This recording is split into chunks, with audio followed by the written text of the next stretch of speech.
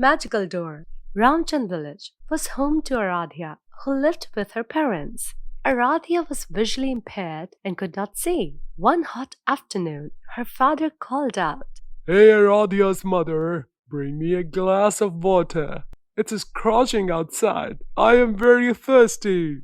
Hearing this, Aradhya quickly picked up a glass, filled it with water, and started bringing it to her father.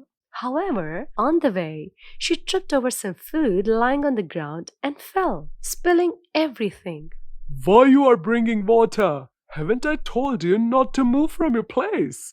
Her father scolded angrily. Hearing the noise, her mother came inside and, upon seeing the spilled food, began rebuking Aradhya along with her father. We got only one child, and that too a girl, and on the top of that, she's blind. Aradhya had to listen to such hurtful words every day. She had tried many times to help her mother with household chores, but her parents always scolded her and pushed her away. Her father, Shamsu, was a blacksmith by profession. One day, an old woman came to his shop to get her walking stick fixed. Hey, Shamsu, my child, please fix this stick of mine, she requested. Let me see. It will be fine, but it will cost you 10 rupees. Shamsu replied, 10 rupees? I don't have any money. The old woman said sadly. No money? Then leave. This is not a charity shop. Shamsu dismissed her harshly. Heartbroken, the old woman stepped out of the shop. Aradhya, who had overheard the conversation, called out to her, Grandmother, Grandmother, wait! Give it to me, I'll fix it for you. You? How will you fix it? You can't even see. So what?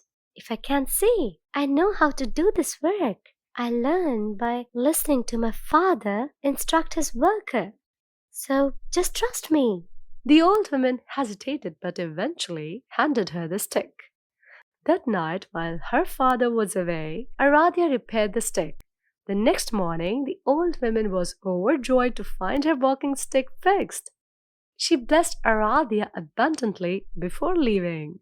A few days later, her father suffered a stroke while working, which paralyzed one side of his entire body. He became bedridden, and the household's financial situation deteriorated. Seeing their hardships, Aradhya spoke up. Father, can I sit at the shop? I know the work. You? How do you know the work? You can't even see, and I never taught you anything. Her father questioned. I learned everything by listening. Please, just give me permission, she pleaded. After some persuasion, her father agreed. When Aradhya started sitting at the shop, people mocked her. A blind girl running a shop? Hilarious! They laughed. For the first few days, she ignored the taunts. Then, one day, a man brought a bird cage to her. Can you fix this cage? He asked. Yes, of course, she replied confidently. When people saw her skillfully repairing the cage, they were astonished. Slowly, work started coming her way. However, it was still meager, just enough for one meal a day. Worried about her father's medicine, Aradhya had an idea. Mother, why don't we sell pickles? You make delicious pickles. I'll bring raw mangoes from the forest and we can sell them at the shop. Have you gone mad? The forest trees are haunted by spirits. You must never go there. Her mother warned. Mother, I've gone to the forest many times. Whenever I felt sad, I would go there and eat mangoes. I never saw any spirits. Aradhya reassured. I don't know, but I won't let you go.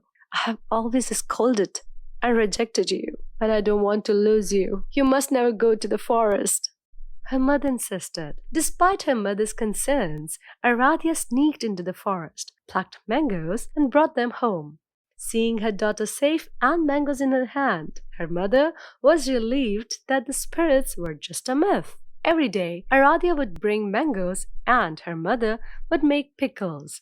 Because the pickles were delicious, they began selling well. One day in the forest, Aradhya overheard some voices. Master, this girl comes to the forest every day to pluck mangoes. What if she discovers our secret? Let her be.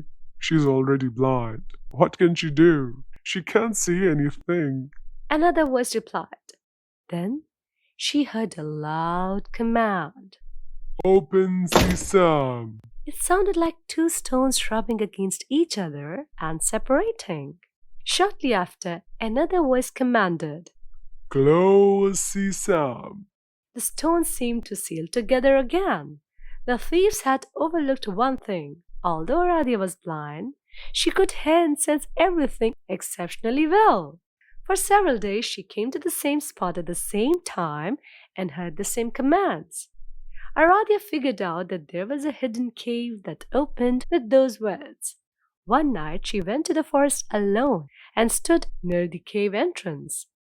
Open sesame, she commanded. To her amazement, the cave opened. As soon as she stepped inside, she could feel that it was filled with gold and treasure. The thieves had spread the rumor of ghosts to keep people away while they hoarded stolen wealth inside. Aradhya immediately contacted the city police and informed them about the cave. When the officers arrived, they confiscated all the treasure and arrested the thieves. As a reward for her bravery, the government honored Aradhya with a huge cash prize and also arranged for her eye surgery. After the operation, she regained her eyesight. With her vision restored, Aradhya made a special request to the government. Please allocate a portion of the treasure for blind children so they too can regain their sight like I did. The government, pleased with her noble request, agreed and established a hospital where blind children could receive free surgeries to restore their vision. Through her journey, Aradhya proved that true disability lies in the mind, not in the body.